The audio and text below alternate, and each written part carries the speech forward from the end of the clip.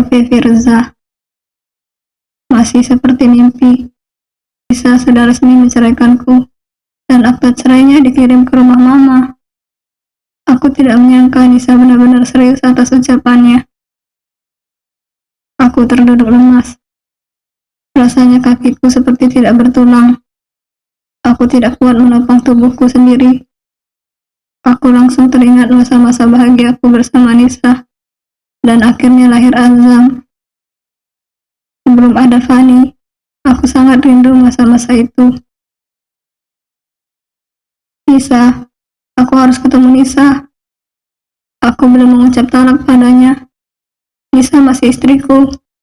Ini hanya surat cerai secara negara, belum secara agama. Aku berdiri. Aku harus menemui Nisa saat ini juga. Akan aku ikuti kemanapun Nisa. Aku tidak ingin berpisah dari Nisa. Mau kemana, Bang? Tanya Fani saat aku sudah duduk di motorku. Mau ketemu Mbak Nisa.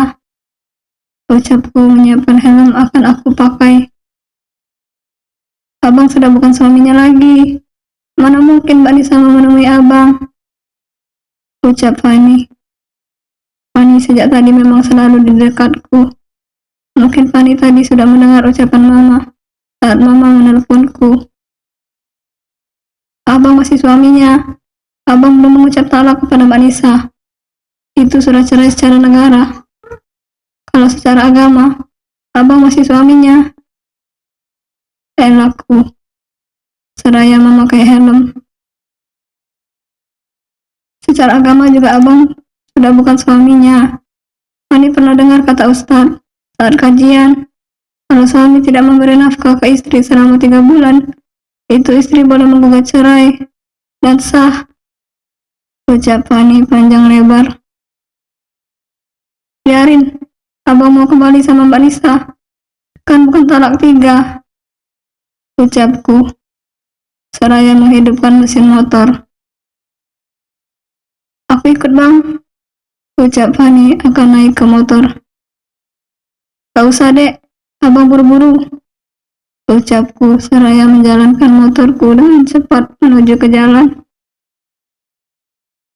Aku mendatangi toko Nisa. Sesampainya di toko, aku bertanya ke penjaga toko yang sedang berdiri di depan gudang samping. Usianya sekitar 40 tahunan. Mas, Bu Nisa ada di toko tidak ya? Tanyaku sopan. Gak ada, Mas. Bu Nisa sudah sekitar 10 hari gak ke toko. Bu Nisa sedang jalan-jalan ke Turki bareng anaknya. Katanya, anaknya pengen main salju. Ada perlu apa ya, Mas? Tanyanya balik. Enggak apa-apa, Mas. Saya mau ngelamar kerja. Kalau boleh tahu pulangnya kapan ya? Ucapku berbohong, supaya aku tidak dicurigai ada niat jahat. Takutnya bertanya-tanya tentang Nisa mau melakukan kejahatan. Lebih baik aku bilang mau melamar kerja saja. Pulangnya mungkin sekitar 5 hari lagi. Soalnya katanya di Turki selama 2 minggu. Kalau mau melamar kerja sama Mbak Weni saja. Kebetulan mereka lagi membuka lowongan kerja sebagai OB. Jawabnya. Terima kasih ya, Mas, untuk infonya. Besok saya siapkan lamarannya dulu. Ucapku seraya berjalan ke arah motorku terparkir. Nisa sedang jalan-jalan ke luar negeri. Harusnya aku ikut. Nisa benar-benar sudah melepaskanku. Salahku yang tidak menggubris ucapan Nisa. Aku menganggap ucapan Nisa tidak serius. Aku menyesal sekali. Aku memang salah. Nisa, aku ingin bertemu denganmu dan Azam. Kita jalan-jalan bertiga lagi seperti dulu. Saat sedang merenung di motorku, tiba-tiba ponselku berdering. Aku mengambil ponselku di tas kecilku. Tertera nama mama di layar ponsel. Aku enggan mengangkatnya.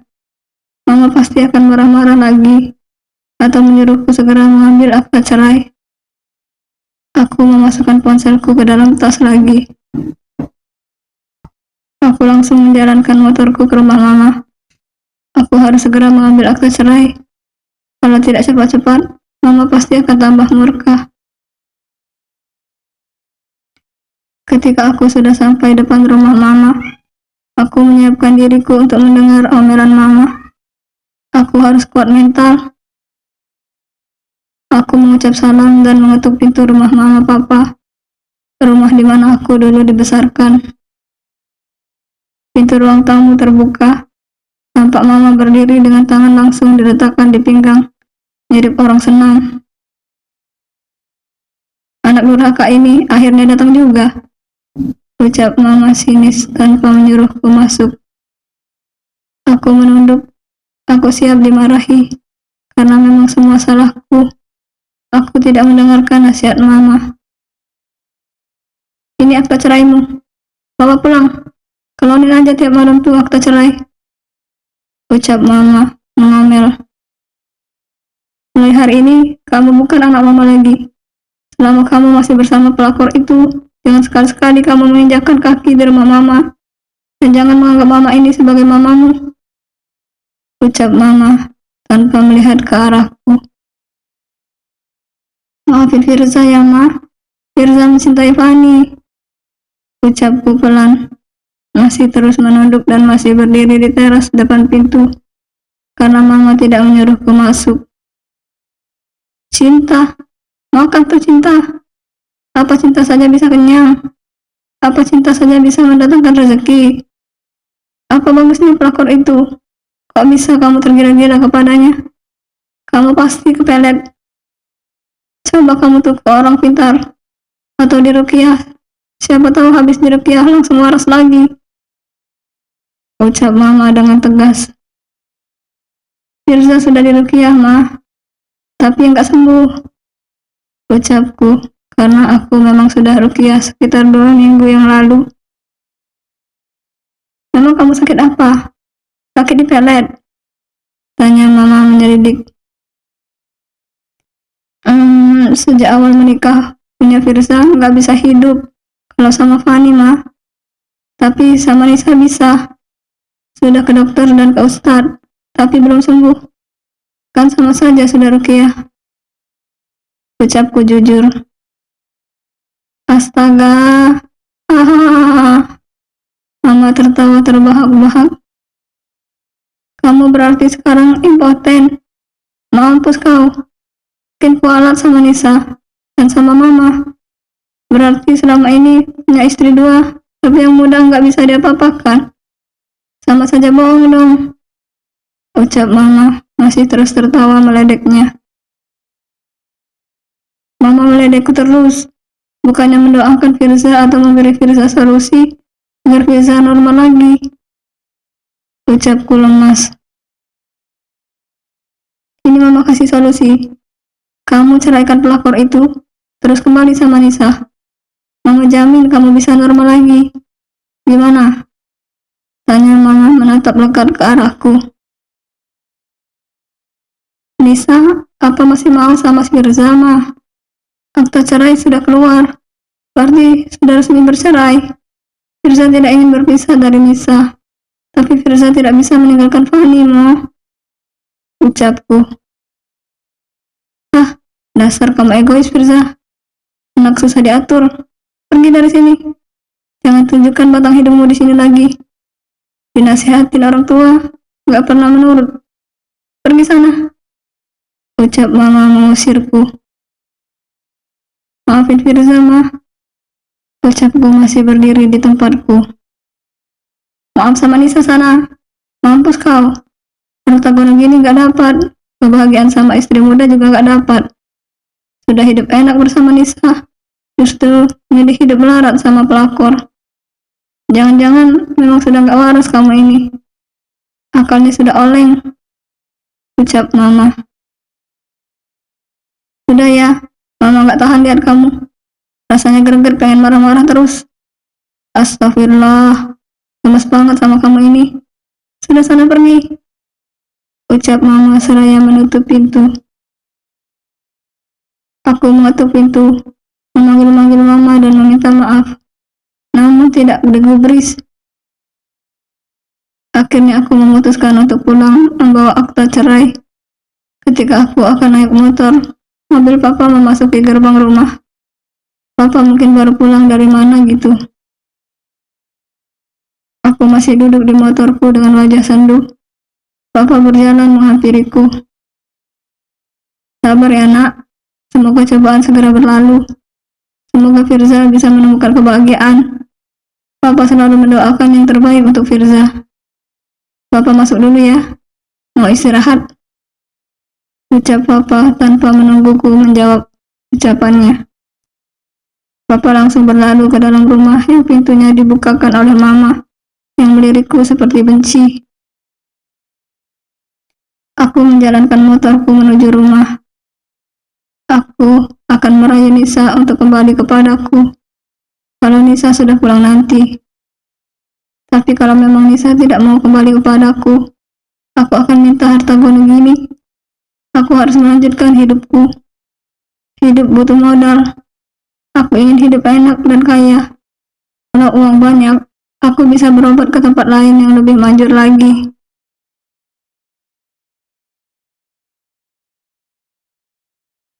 Aku mengajak jalan-jalan Azam ke Turki, yang menjadi salah satu destinasi impianku. Azam ingin bermain salju. Aku mengajak serta babysitternya Azam.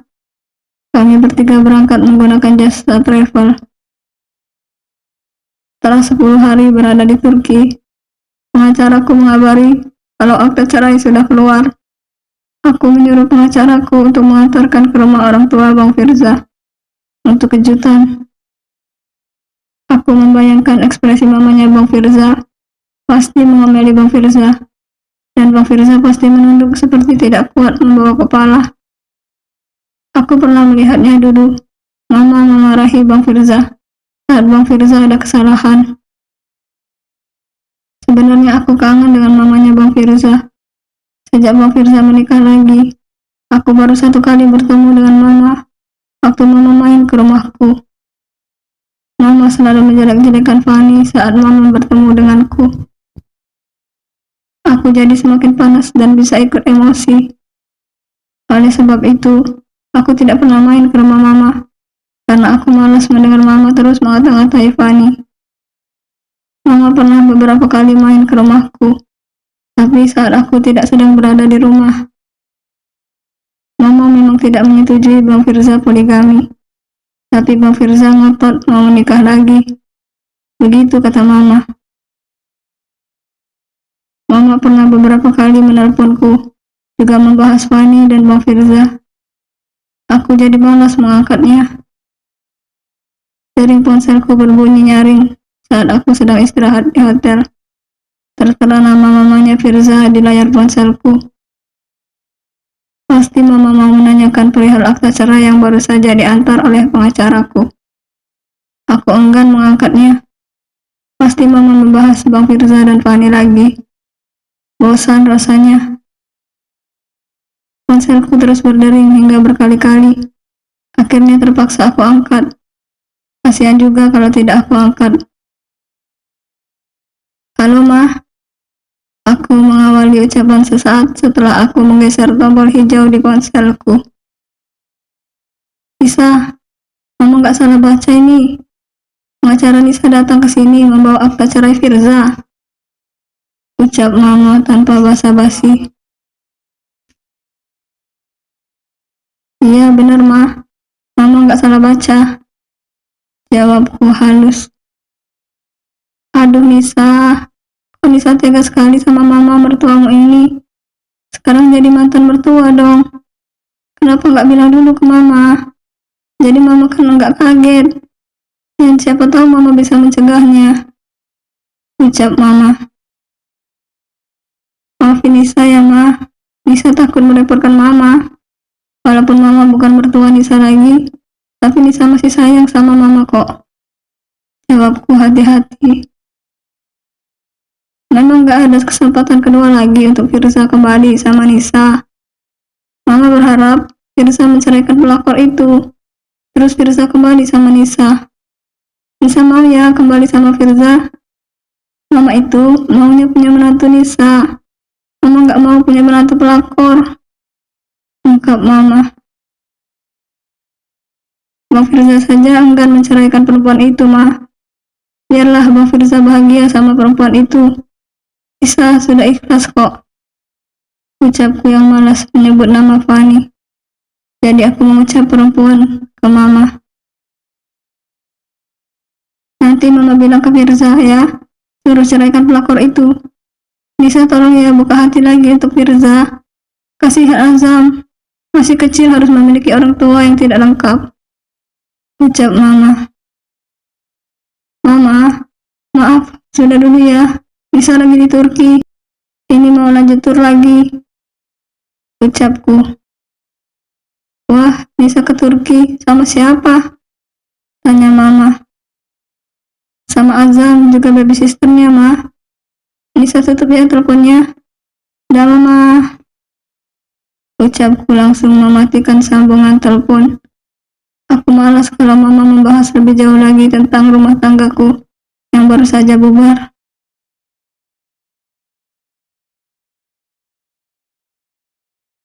5 hari kemudian, aku pulang ke tanah air. Puas sekali jalan-jalan selama 2 minggu ini. Pikiran lebih segar. Keesokan harinya, aku langsung beraktivitas seperti biasa. Nisa, panggil seorang perempuan berhijab panjang dan berpakaian gamis. Saat aku baru turun dari mobilku di parkiran, akan menuju ruanganku ke toko. Iya, jawabku heran, memandang ke arah perempuan itu, karena aku tidak mengenalnya. Nisa, ini aku Nuria, teman SMA kamu. Masih ingat enggak? Tanyanya tersenyum ramah. Aku memperhatikan wajahnya. Iya, benar Nuria. Nuria, yang dulu kita sering satu kelompok karena nama kita berurutan di absen. Ya ampun, Nuria, aku pangling banget. Kamu sudah berubah drastis. Dulu tomboy suka rambut pendek, sekarang tertutup begini. Ucapku seraya menyalami dan memeluknya. Iya Nis, kangen ya, sudah sekitar 7 tahun kita nggak ketemu. Ngomong-ngomong, kamu pemilik toko ini ya? Karyawanmu yang bilang.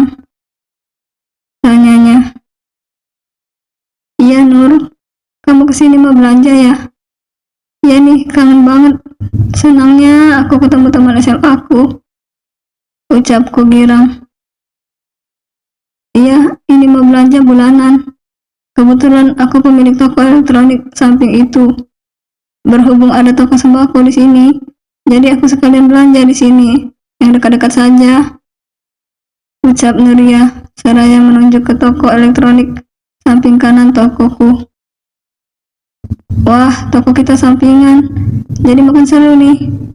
Aku minta nomor WhatsApp kamu ya. Pintaku. Iya boleh, senang bisa menjalin silaturahmi sama teman sekolah dulu. Ucapnya kemudian memberikan nomor WhatsApp-nya. Aku dan Nuria semakin akrab karena kami teman lama dan kami sering bertemu karena toko kami bersebelahan. Nuria teman yang sangat baik dan solehah. Aku merasa nyaman sekali berteman dengan Nuria. Aku sering minta pendapat kepada Nuria. Pokoknya Nuria berbeda sekali dengan teman-temanku yang lainnya. Setelah pulang dari Turki, aku selalu sakit kepala lagi setiap jam 3. Nis, ini aku tadi buat kue, cicipin ya. Ucap Nuria, seraya membuka tutup kotak wadah yang dibawanya. Saat Nuria main ke ruanganku di toko,